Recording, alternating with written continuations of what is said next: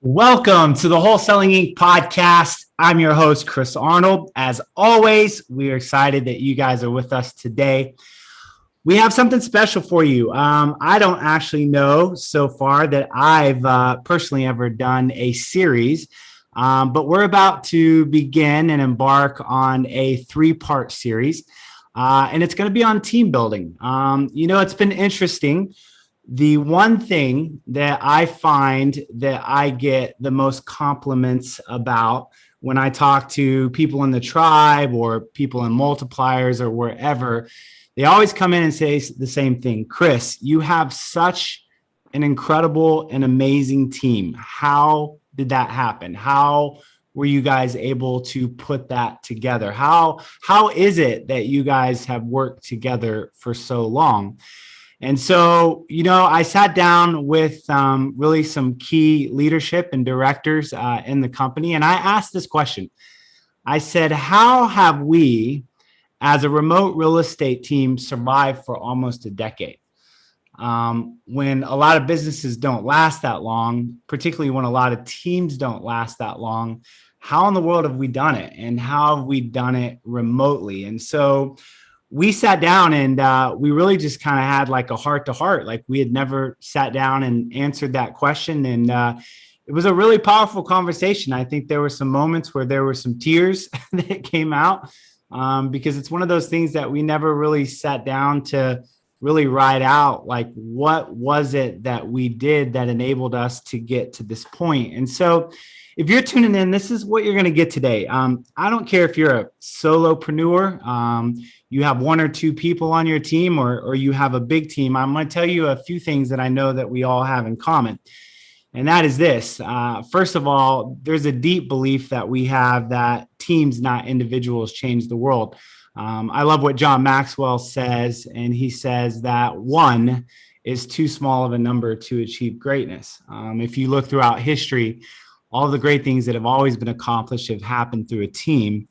The other thing I can tell you is if you're listening and you deal with massive turnover, which I see a lot within our industry when it comes to teams, meaning that there's a constant hiring and firing and letting go of people, that really slows the growth of the organization.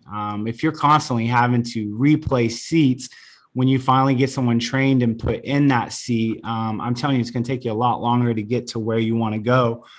The other aspect that I really, really think is important, and I know I get a lot of value out of this, is when you have the right team. I know for me, it's like having a second family. And I know people nowadays throw that word family around quite a bit, but I mean that in the truest sense. I don't know what my world and my life would look like without the family that I have via working together.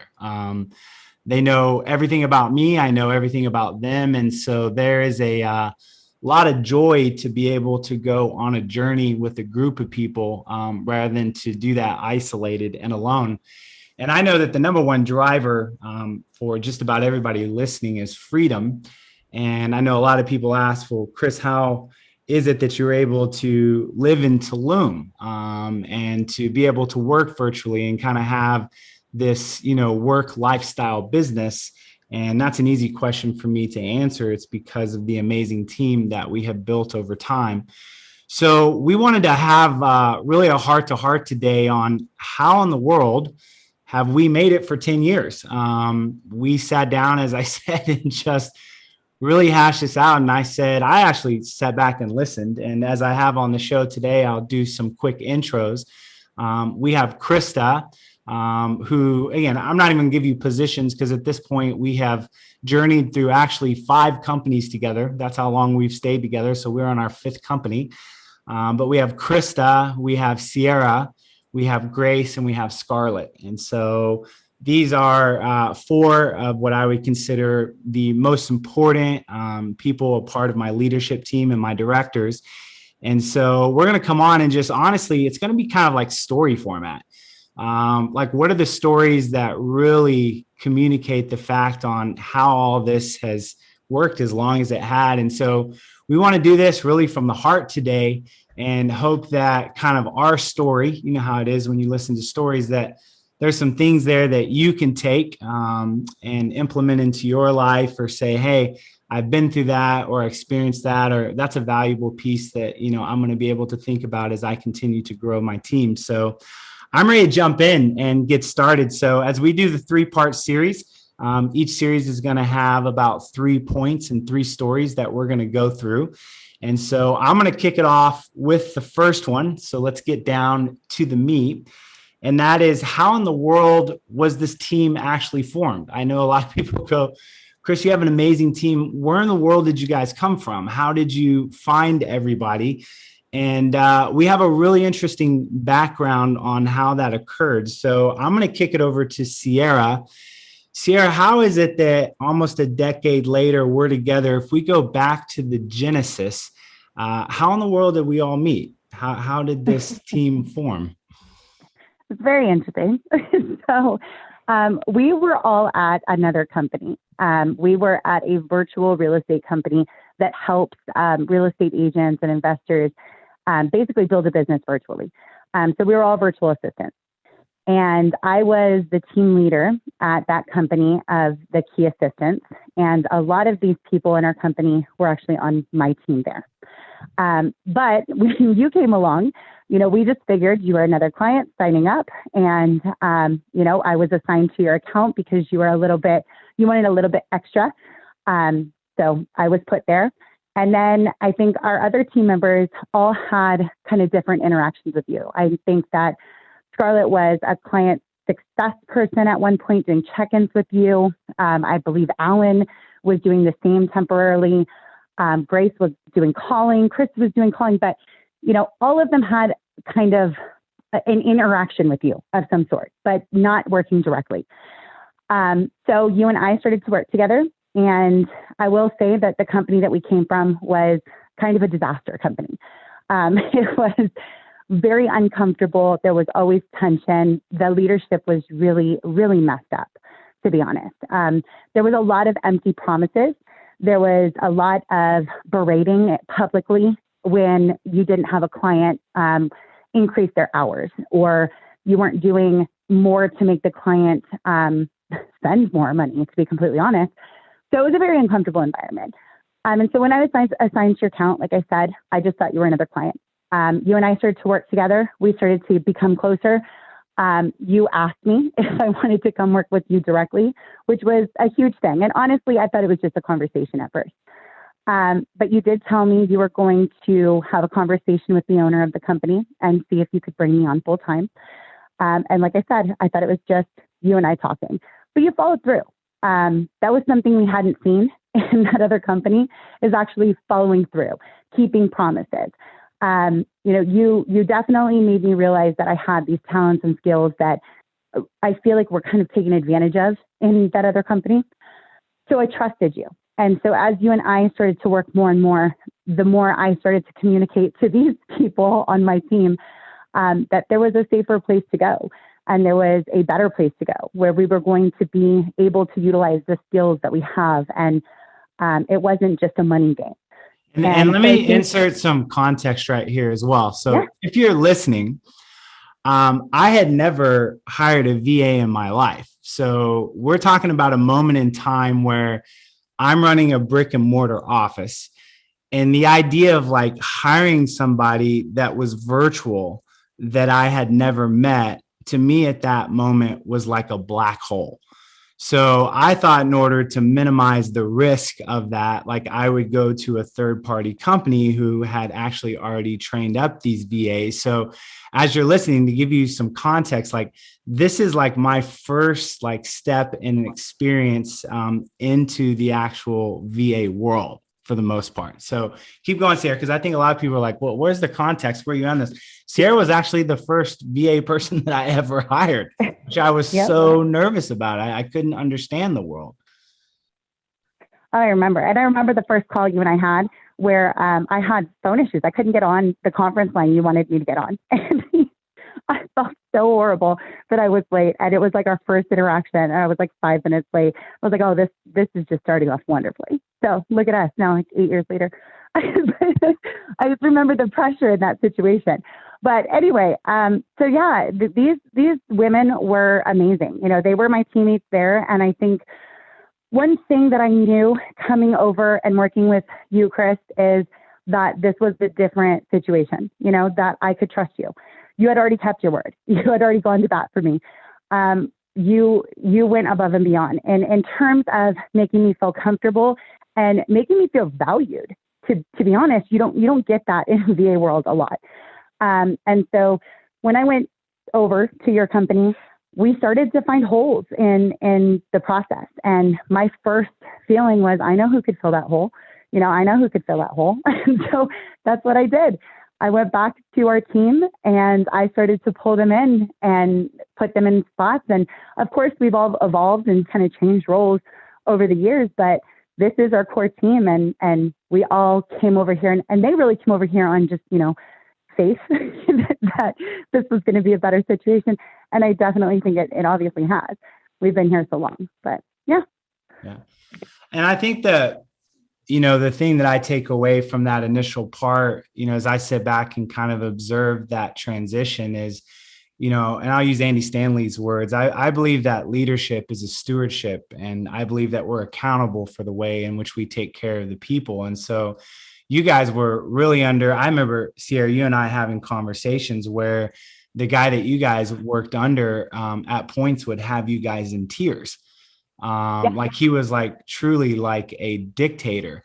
And so I think for myself, one of the things I began to learn through that overall process, and this is one of the things I would say is the first point, if you're listening to this whole process, is if you want to have a team that stays together long term, that's got to be a team that's based on promise keeping. It's doing what you say you're going to do when you say you're going to do it. And as much as I think that sounds simplified, I'm amazed at how many people that I run through to the industry that don't call back when they say they're going to call back, or they don't show up on time when they say that they're going to be at a particular place. And so I think what created the initial bond for us overall is that there was a sense of promise keeping, because Sierra, you guys had come from a world in which there were a lot of broken promises. It was almost kind of like a broken home, like a broken workplace, right? Absolutely. I had girls on there all the time, like on my team calls. I tried to be very different with my team, you know, very open, very honest. And if they had a problem, I tried to address it immediately. But it was a lot of going to bat for them, because when we had our company calls, there was a lot of, like you said, crying. Honestly, I had girls coming to me, or women, grown women coming to me crying because they were so uncomfortable. And they were so talented. So it's not one of those situations where you're like, okay, we'll just, you know, quit. I didn't want to lose them. They were valuable people. They had amazing skills. And for an owner to treat somebody like that to where they don't even want to be there, that's heartbreaking. But I see it a lot, honestly. And it's just bad leadership. Yeah. And I think as you're listening, you hear a guy that did an incredible job of assembling a talented group of women, but didn't have the overall leadership to maintain and to keep that talent. And as we always say, there's one thing to attract talent. There's another thing to be able to keep it. And so I remember, Sierra, the real tipping point was when I told you I was going to call this guy who, again, everyone was a bit intimidated by. And I called him and I said, hey, I want Sierra to come work for me directly. At that point, you're kind of the number one person in his organization, and that was going to be a difficult conversation. And I just told him, I said, tell me how much I need to write a check for. Whatever the amount is, whatever you tell me, I'll write a check. And he came back literally a day later. He named a price. And that's what gave you that ability to move outside of the agreement that you signed, that you would not compete in any way. And then from there, that's kind of where the migration started, to where he lost all of those great people simply because he didn't provide great leadership. Absolutely. And I remember being so shocked that you actually did it. Like, you actually made that phone call. I trusted you. We had worked towards that relationship to where I knew that you were, I guess I knew you were going to, like, I had faith that you were, but I still was so incredibly surprised that you actually did it. and that like literally, have you ever had somebody buy your way out of something? It was a very interesting experience. I actually For remember me to that be call. like, I remember wow. you. I remember you calling, and that was the first time I actually think I ever saw you cry.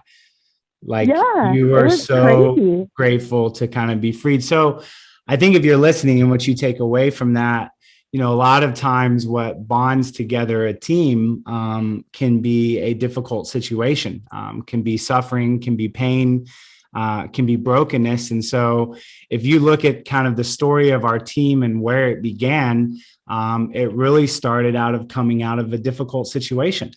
That was kind of really the first bond that bonded us together. And all of these great women, that I have on today, like Krista and Grace and Scarlett, they all came from that environment. And so all I had to do from a simple standpoint was just come in and say, I'm going to keep the promises that I make to you guys, and I'm going to lead you well. So that's where it began. So that's the beginning of the story. So let's go on to the second point. Really answering the question, how in the world have we survived for almost 10 years remotely? And let me throw this out, by the way, as I'm talking with Krista, Sierra, Grace, and Scarlett, I've actually never met any of them face to face. A lot of people are blown away by that. The fact that I fundamentally trust them with my business and my life. They know everything about me. I know everything about them. And we've worked together that long, and we've actually never met each other face to face. And so the second thing I would say that has really tied us together is that we care about the totality of each other's lives. I remember saying that if you really want to impact somebody's life, if you really want to create loyalty, if you really want to come in and do for others what they can't do for themselves, there's three ways in which you can do that. You can come in and you can affect somebody's health, you can affect their wealth, or you can affect their family. And if you touch one of those three areas in somebody's lives, you get a great return in the sense of the impact that that will have on them. So I wanted to kind of get back, and we asked ourselves, what would be a great story and example of us as an organization, not just coming and working together, but really caring about the totality of each other's lives. And so I remember as we were talking, the story of Margaret came up as an example of that. So Christy, you want to talk about that story as kind of maybe a quintessential example of our culture and the extent at which we go through to make sure that we're taking care of each other in every aspect, even far outside of business? Yes. So Margaret was a team member of ours who, when I think of Margaret, I think of this beacon of light. Phone calls with Margaret were always giggling and happy, and she was truly a joy to have on our team. Unfortunately, Margaret started getting sick. And, at the start, we were like, oh, this is horrible. So we did phone calls, we did gifts.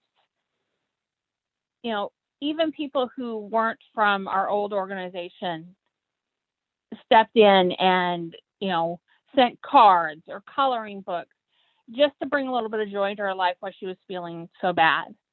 And then as things progressed, Chris asked what more we could do. And because, as usual in this business, everybody's a 1099, so there's no benefits. And one of the things that Margaret was struggling with is she wasn't getting the care that she needed because she didn't have insurance.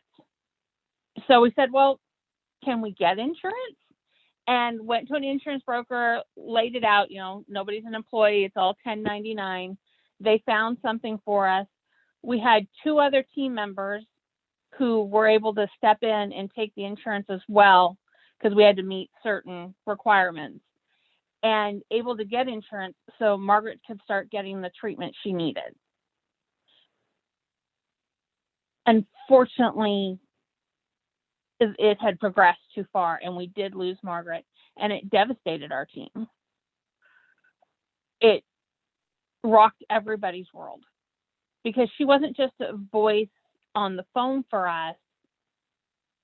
She was part of our family, and we lost one of our family members.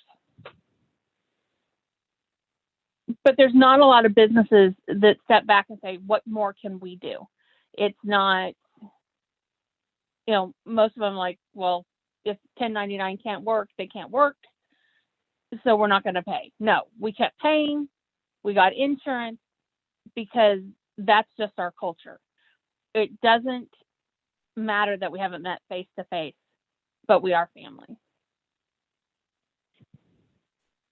And I don't think that you can separate the two. I don't think as a leader that you can lead your people well if you're primarily focused on the fact that your only position and job is to make sure that they get a paycheck.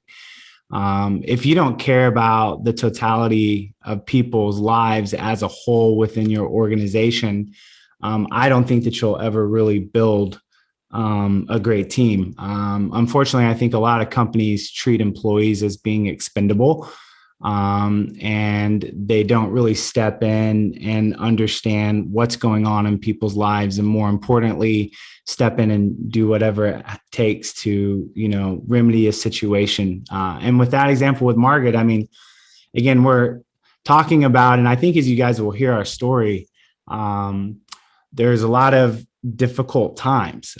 We started off with a difficult time as Sierra began, where these ladies initially came from in kind of a broken environment. And then another example would be of Margaret and that bonding us together and caring about the totality of someone's life. But even unfortunately in that circumstance, we lost a team member. Sierra, that's not the only team member we lost. We lost another team member as well. Do you want to touch a little bit on that? Because I think as people hear the story, you begin to understand that, I heard someone say the other day, and it really hit me, that a healthy life is not the absence of crisis. A healthy life is honestly getting to crisis as early as possible, because they're going to come. And so you might as well, face them head on and deal with them and get what you need in order that you can continue to mature. But you want to talk a little bit about the other aspect of that and just kind of a sense of what we've been through as a team that has bonded us together? Yeah. I think like there's kind of like two ways, tragic loss can happen within a company. And we had both. we have experienced both, which is horrible. But, with Margaret, we had the ability to kind of work with her and give her that escape. Honestly, the craziest part about Margaret's story, which I just want to add before I go into the other one, is that, Margaret was declining so fast, but she wanted to continue working. She would not walk away because, as she explained to me, it was like a break from experiencing it. And it was a distraction. And she loved our team so much that it's like just those daily interactions, she would tell me it was helping push her forward. And I think that that's really a beautiful thing. But on the case of Margaret, that was kind of, with time, we watched it happen. Our other death within the company was just as horrible, but there was no time leading up to it.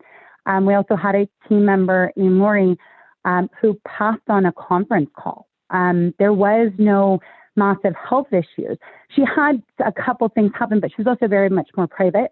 And so we were not prepared for that loss, emotionally at all. There was just no preparation in any way.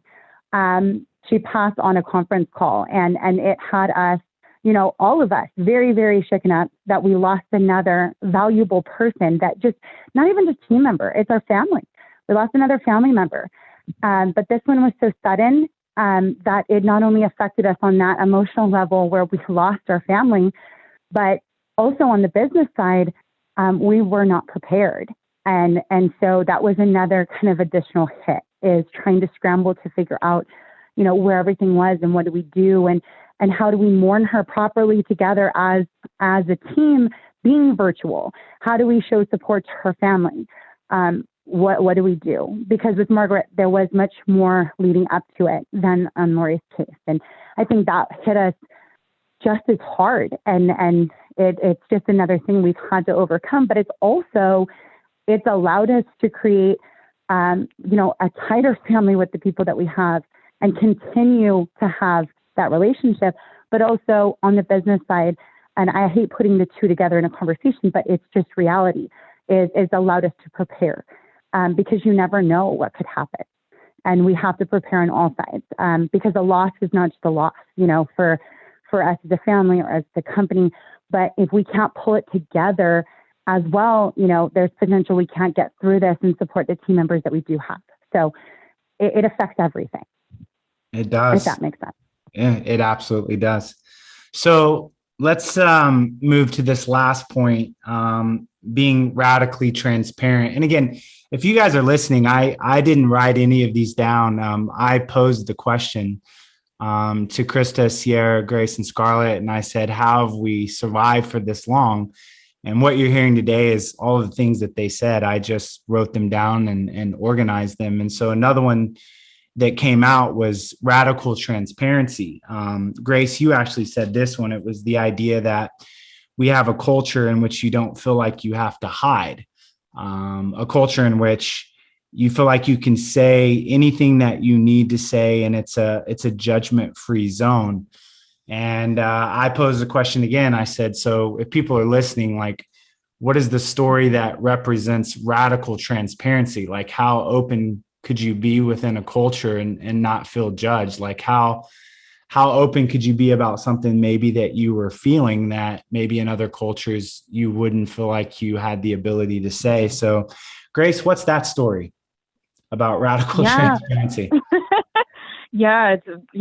I sort of like what Krista was mentioning, like here, at our company, there's so much that we can actually like engage in that we did not get a chance to at our previous company or any other businesses that I'm aware of. And radical transparency is definitely one of them. I'm not feeling like I had to hide. I'd say about 2019, somewhere towards the end, as much as I loved like what I actually do, I started growing almost like resentful. I was like, I was super disinterested in certain tasks. All of a sudden I was growing really irritated and agitated, and I couldn't quite figure out why. I'm like, what? I was just growing distant from, my actual job or interest in my actual task.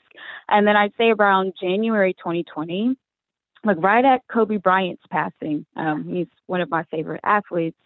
I think that hit even harder because I sort of looked around and went, what am I doing with my life in general? If I'm already feeling like, I'm not happy at my workplace, like, why am I still here? I was, again, like really, falling out of love with things that I'd always enjoyed for some strange reason. And the only conclusion that I can come up with was I'm not doing something of valuable here, or maybe this isn't as valuable to me as what it should be. And that felt almost weird because I went, I guess that ultimately meant I need to get out of here. And so that becomes a conversation of you actually having to go to your upper manager or your team members to basically say, hey, I need out. Like, I can't do this anymore. And at another company, I probably would have not felt very comfortable trying to go and have a conversation about potentially quitting, or either, that person would, probably try and beat me to the punch and fire me, and go, hey, no problem. If you feel like you're disinterested here, or here's not where you think it's going to be very valuable for you, you can go ahead and leave. That was not the case here, thankfully. Like with our culture, like, again, we don't have to feel like we have to hide something, even if it's something that feels like slightly uncomfortable, or even, it's a decision that maybe is only benefiting us, the individual. And so I ended up just having like a call with Sierra, and I'm like, Sierra, I don't think I can do this anymore. And she's like, are you sure? I was like, yeah, again, here's how I'm feeling, like just with certain tasks or just with like the projects on my desk in general. I just have no interest in them. Like, there's no drive. Like, I don't feel like I'm fulfilling anything. Like I was super lost in a purpose. I'm like, is this all even worth it anymore? And having that ability to just go and talk to Sierra about it was definitely not something that I've had at other companies. Because Sierra was like, all right, here, let's talk about it openly. If this is something that you truly think that will be, best for you, let me help you talk about it out loud. And then, from Sierra, I ended up actually talking to you, Chris, about it. And then let me pause you right there, Grace. Sierra, what was that conversation like for you? that Oh, that wow. Grace had the ability to call you and just say, hey, I'm not happy. Like, I don't know that I want to be here anymore. I don't know that I'm fulfilled. Like, talk a little bit about that specific conversation. Me and Grace's relationship it goes so much deeper than I think I gave you your first job, Grace, right? Didn't I gave you your first job right out of high school? Yeah, real job. Yeah. I hired her at the other company. And so I had watched her grow. Like, I've watched her grow and do these crazy things, like going from like not really that confident, like always bubbly, but not really confident, to like watching somebody's personality just change and evolve. And she became like a woman in a way. Like, I know that sounds so cheesy and stupid, but like, I watched her grow up, So her having the ability to call me and be honest about it, it means a lot to me. It means a lot to me that she was that comfortable that she could say, I don't know what to do. And here's the thing is, it wasn't this calm, back and forth. There was a little attitude. There was a little frustration, it was a bit different, but we got to the point on that same call where I was just like, I'm going to support you, no matter what. If this is what you decide, we're going to support you. But you need to be sure. And we talked about different positions she could move into or what she could do. And we just kind of paused it. I think that's kind of where we left it, Grace, right? Is like, we just kind of paused the conversation, and you were going to take some time and I was going to think of either another solution or another way to help or to get you out of here comfortably. And we just kind of paused it. And I think that's kind of when you took control, Chris, and you jumped in and you said, well, no, let's figure this out. If it's something else, it's something else. It was very interesting. Yeah. So Grace, back to you. I think at that point, you and I had a heart to heart on the phone. What happened from there? Yeah, that was actually really surprising to me because, prior to like Sierra gave me my first real job. I don't work, like random, jobs that, 19, 18, 20-year-olds work because I didn't really need anything consistent. But I had never had a situation where, like the owner of the company, like our actual boss, go, hey, let me extend this olive branch to you, regardless of what you decide. I just want to at least like talk you through it. Because at this particular point, it was a conversation that I was having with myself, like inside my head, and I wasn't quite making sense. And so having a conversation with Sierra, I started being able to process through it. But when you reached out to go, hey, do you mind hopping on a conference line and at least like, hey, let me just talk you through it. And whatever you decide, I'm okay with it, but I would just want to help you move into whatever that next thing is and whatever it's going to be best for you.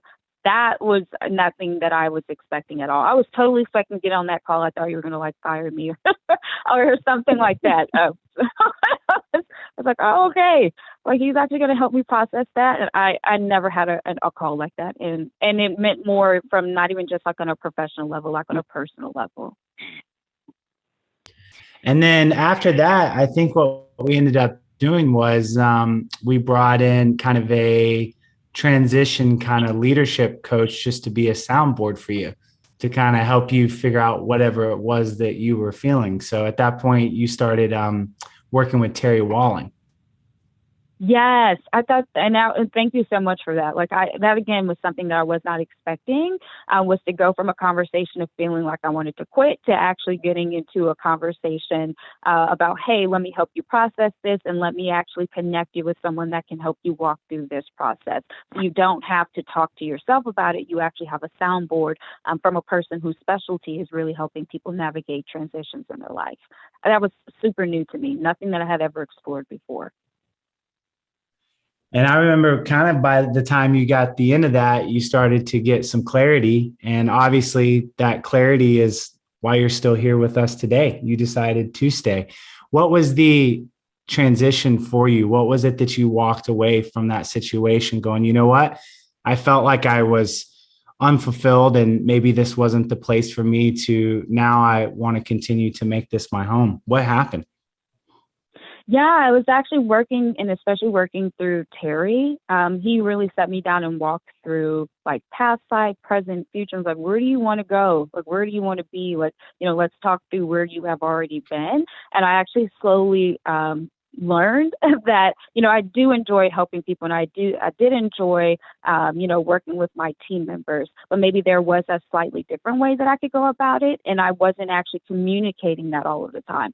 When I, if I did, communicate frustrations just in my life in general, professional, personal, I would do it after I was already like bubbled up with, agitation. And so he actually helped me to resolve the fact that, hey, it's okay to, communicate, small here or there, like almost like boundary lines, like here's an expectation, here's what you would like, here's what you would prefer. You're entitled to be able to like determining that for your environment as well. And again, that's not something that I was used to experiencing. I sort of sometimes was the type of person to just go with the flow, just to avoid any issues or creating any tension. And so that really helped me to end up staying, was knowing that it's okay, and I have a safe zone of communicating that this is something that I expect, or this is something that I prefer, in communicating boundary lines like that professionally and personally. Yeah, absolutely. And I love that. I mean, after all of that story and however long that was, we've continued to work together for years. And so I know myself and Krista and Sierra and Scarlett are so grateful that we're all still working together and we navigated, that particular challenge. So I want to recap really kind of the things that we wanted to say in this first part of the series. And it's a few things, Number one, understand is you grow and you build your team, that you're going to have tragedy and you're going to have suffering, and understand that we have found that to be honestly the catalyst for what has created greater bonds between us, and what we believe has kept us together for so long. And those are just to name a couple of tragedies. We've had even bigger ones and bigger challenges that have come down the pipeline. But I have found that every tragedy that we get through and get to the other side, it just continues to strengthen and solidify the team to where we just honestly become more and more united, regardless of what happens. And the three things from a leadership perspective today, I hope you heard is, number one, if you want to build a team, if you want one that lasts long term, particularly you as the owner, you have to be a promise keeper. And that's down to every little thing that you say. I know for myself, and again, do I always get it right? No. If I miss it, I make sure that I apologize. But I always am just so conscious about the fact that if I tell someone in my organization that I'm going to do something, it doesn't matter how small it is. I want to make sure that I follow through on that, because I want our ladies to live in an environment in which they feel like promises are kept. Because that's no different than a home. I think for any of us being raised in a home, I think what we probably wanted more than anything when it came to our moms and dads and our family as a whole is we just wanted a family that we felt like we could trust. They kept their promises, right? Whether it be dads that showed up at football games or moms that picked us up from school on time. It was always about promise keeping. The second thing is, making sure that you care about the totality of the people on your team. As we said, you're responsible for every aspect of their life. As I always remind myself, and, I know I have a faith perspective, but I really don't think God cares much about my P&L. What I do think he measures at the end of the day is how much better are the people in our organization for the time that he's given me to steward them. That's what I think his true measurement is. If someone comes and works with us for a year or even 10 years, did they leave as greater people than when they began? And if they have, that means that we truly cared about the totality of their lives. And then lastly, I just don't think you'll stay together if you're not radically transparent. That is one of our core values. And if you don't feel like you can say what you need to say, and there's, not a sense of a judgment-free zone, then I don't think that you'll really ever have the effective communication that you need to have in order to have the really difficult conversations. And so the story of Grace is an example of her ability to trust radical transparency and a no judgment zone is actually what kept us together. Because I think probably in most circumstances, someone like that would have probably just walked out the door and there wouldn't have been much of a conversation about it. So those are the first three things we wanted to share with you guys today. And so again, stay tuned. We of course air every Wednesday, so we will go into part 2 next week. And as a reminder, as always, if you have an interest in radio and you feel like we can help you out and you're looking for a marketing channel, as I always remind people, you don't just get me. I'm definitely not the smartest person. I was smart enough to put really, really smart people around me. So Grace and Sierra and Alan and Ocean and the rest of our team is a really team effort in helping all of our students get up their REI. And so I know a lot of what they tell me is, hey, I got a lot from REI radio on setting up radio, but I also learned a lot, Chris, just by watching how your team interacts. That was a learning experience within itself. So as always, you can check us out at wholesalinginc.com/REI radio. Again, that's wholesalinginc.com/REI radio. And until next time, we will catch you soon when we add more value. Talk to you later.